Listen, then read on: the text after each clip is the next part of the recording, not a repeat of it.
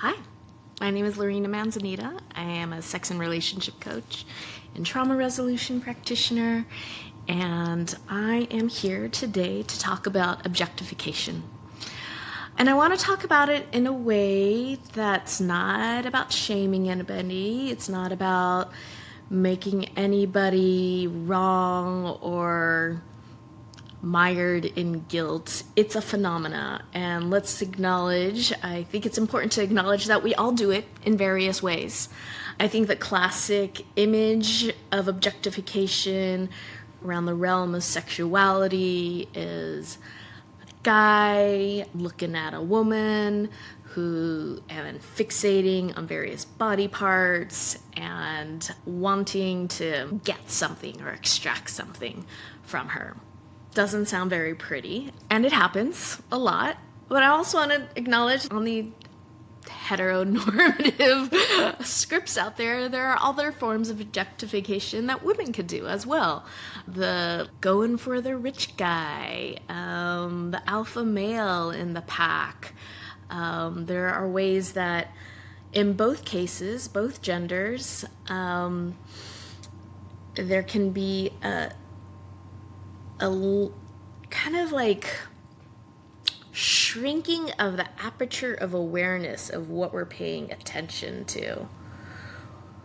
The reality is everybody is a mystery, everybody is complex, we're all miracles, multifaceted, and full of surprises and gifts, and connected to a whole slew of humans, desires, histories.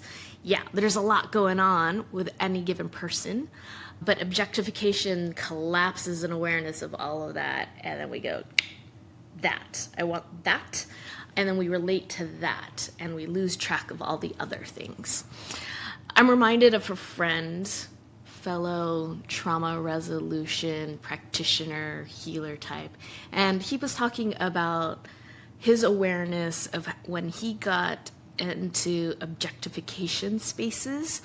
He could notice and be aware of, when he was in those objectification spaces, realm of consciousness, there was something that some sort of trauma, some sort of stress, some sort of survival instinct was up.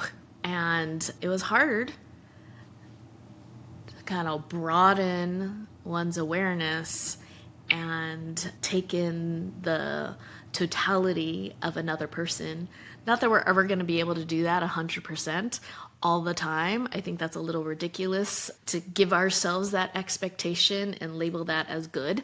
But we can move towards including more and more of other human beings, ourselves included, in that picture of recognizing that we're more than these tiny little parts that we fixate on and then develop some sort of push-pull relationship to. Yeah.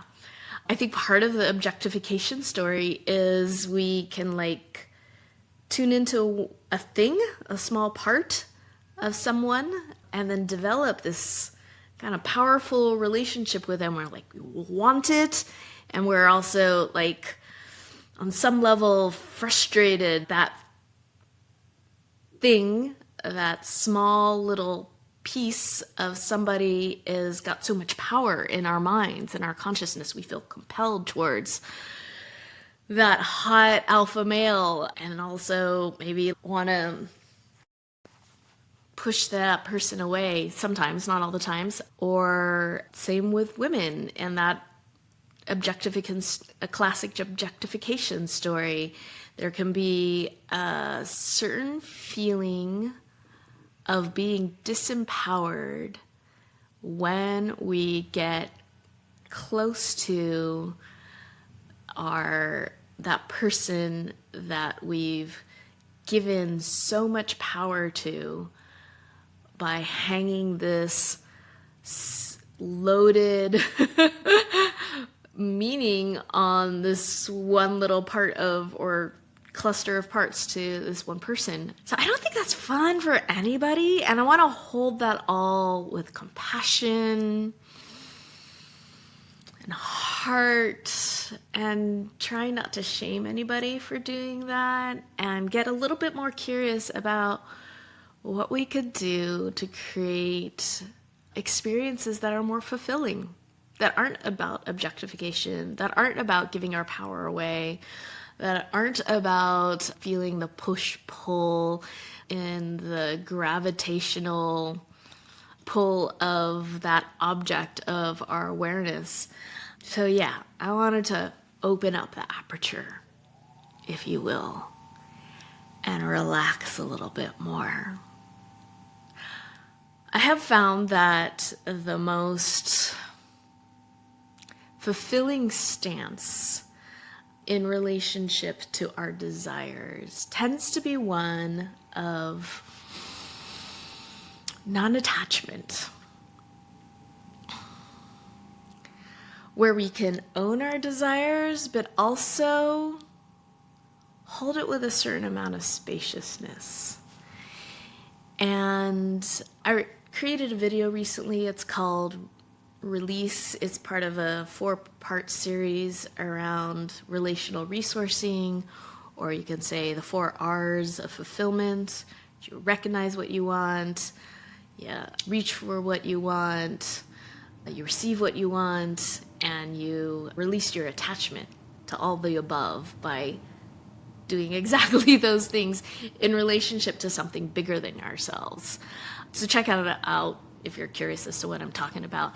But basically, the essence of that video and what I want to bring into this space is the recognition that it's much more easy to release our attachment to things, to objects, to little parts that we get fixated on when we allow ourselves to be nourished by the whole of life and its mysteries. Why not? I totally get the desire to objectify boobs.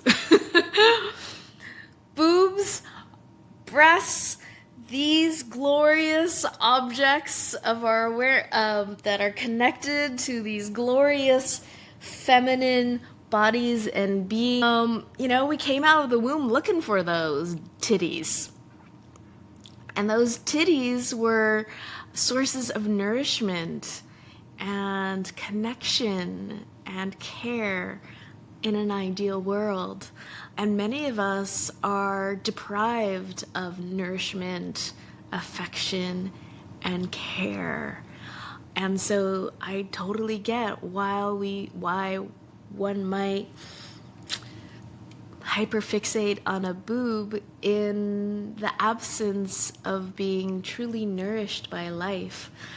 And so what I'd love for you to invite here is the possibility that you can receive affection, nourishment, and care from all sorts of different directions, people, experiences, nature, spirit, if we acknowledge any one of those pieces any one of those pieces are missing in our lives, and get creative and open up the aperture as to how we might receive nourishment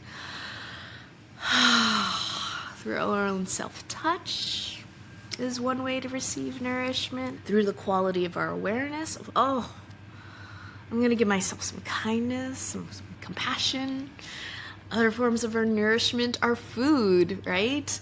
Another thing we could objectify and get fixated on and lose our connections to the rest of life in that fixation.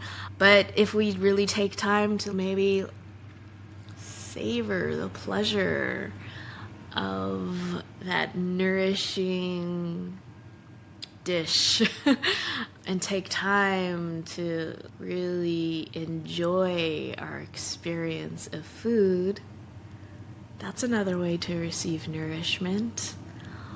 Care. you could be 100% alone, but also be the beneficiary of hundreds of people's expression of their care. This house that I am being contained and held in was built by a number of people. And those people were supported by more people, and those people were supported by more people. So if I really expand my consciousness around how I'm being cared for in this moment, I recognize that there are so many people, alive and dead, that have contributed to my well-being by creating this beautiful home that I get to live in. The key, in my opinion, to getting out of the trance of objectification is to get a little bit more curious about what you're reaching for, what you're longing for in that tight aperture that's got you fixated on something, and then intentionally broaden your awareness to recognize all the opportunities in your life where there's an abundance of goodness that you can consciously take into your felt sense experience. And then when you do that, chances are you're not going to put as much pressure on that lady that you find super hot, and can be a little bit more spacious and relaxed in her presence. Chances are you're not going to get weird and maybe a little manipulative when you see that person that's got all those things that you wish you had. Life gets easier when we're not depriving ourselves by getting into tiny little holes of awareness, and broaden our scope and intentionally delight in all that life has to offer. All right. Thank you for entertaining me while I get onto that stump. While I, talked from that soapbox. I hope you got something out of it. And that's it for now. My name is Lorena Manzanita. I'm a sex and relationship coach, trauma resolution practitioner. If you need some support in your life to broaden your awareness and create more fulfilling, intimate experiences in your life, I hope you reach out. Ciao for now.